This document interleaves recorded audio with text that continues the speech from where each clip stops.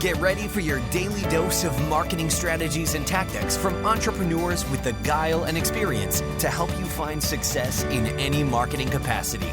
You're listening to Marketing School with your instructors, Neil Patel and Eric Sue.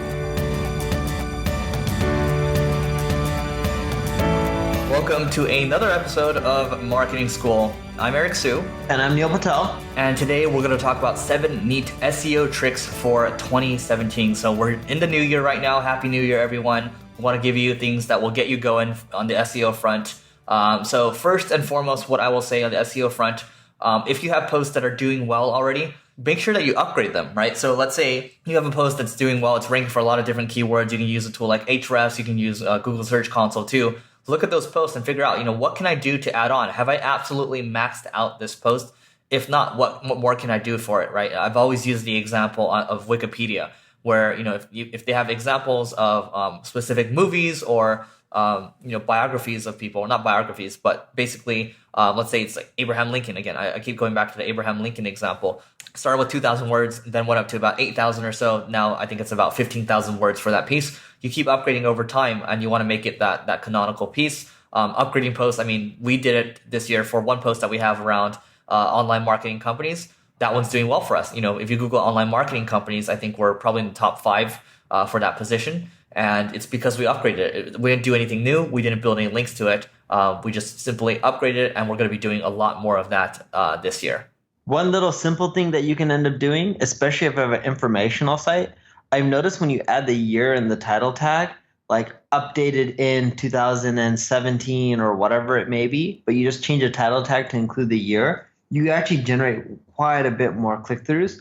One of the keywords that I'm trying to rank for is about starting blogs. And I noticed that everyone started putting in the year in there. And I started talking to some of the guys who run it, and they're telling me how their click-through rates shot up. Not one person, but literally 3 people that I talked to rank on page 1. They all said it really impacted their click-through rates by a factor of 20 to 30+%. Wow, that's huge. All right.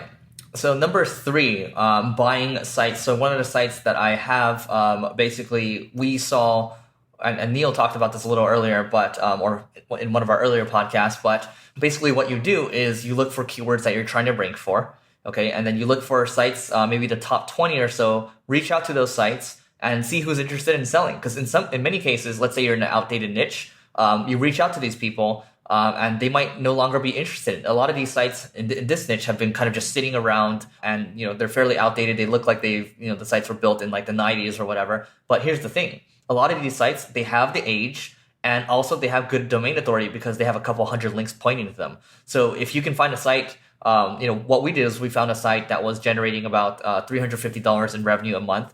We bought the site for $11,000. And, even though we paid $11,000 for it, and you're thinking, well, it's only generating $350 a month.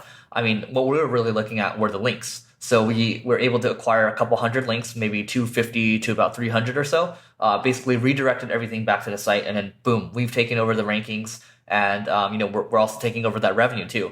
Basically we took over that revenue, made some changes, and then now we're tripling it, just by making a few CRO related tweaks. But anyway, buying sites, can often be cheaper than trying to build a lot of links at scale, which can be, a lot more time intensive and a lot more cost intensive. For all of you that run WordPress blogs, and this is number 4, one of the default options is to have numbers in your URL string, pretty much the date. Remove it, 301 redirect all the old URLs to the new ones without the dates. That one change increased my search traffic by over 50%. Sounds so silly, sounds so stupid.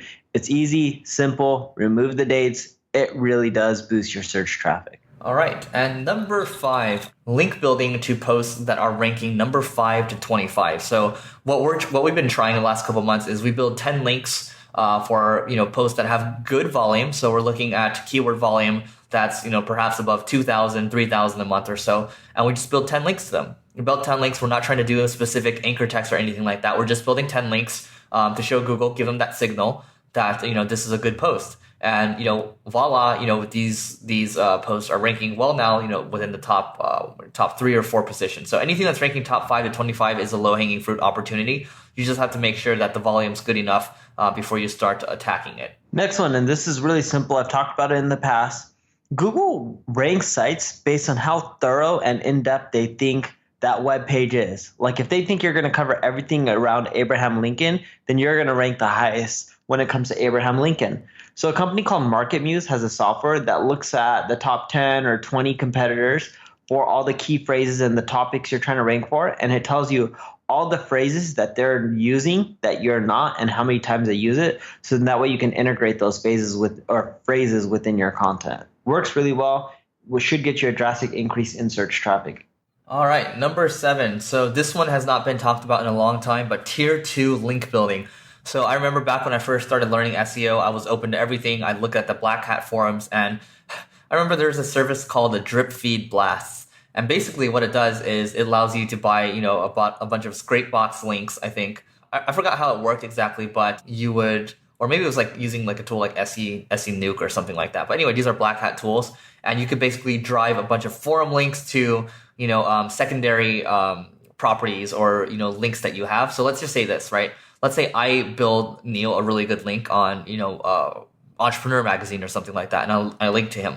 Well, chances are that Entrepreneur post, because Entrepreneur has so many pages on its site, it's going to be like pretty difficult for Google to crawl in some cases, or they might crawl to it, but they might not see it as a priority because there's not many links pointing to that new post. So the idea here with tier 2 link building is you're trying to boost that post up, right? The link that you built up, you're trying to give it more love, right?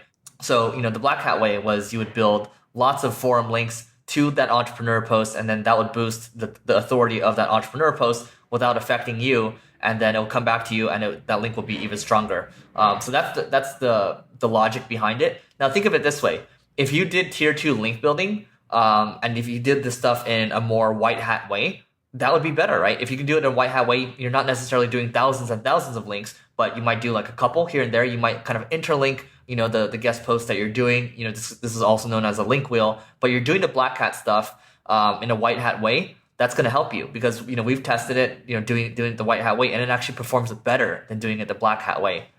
Surprise, surprise. So, Neil, anything else to add before we hop off? That's it. All right, that's it for today's episode. We'll see you tomorrow.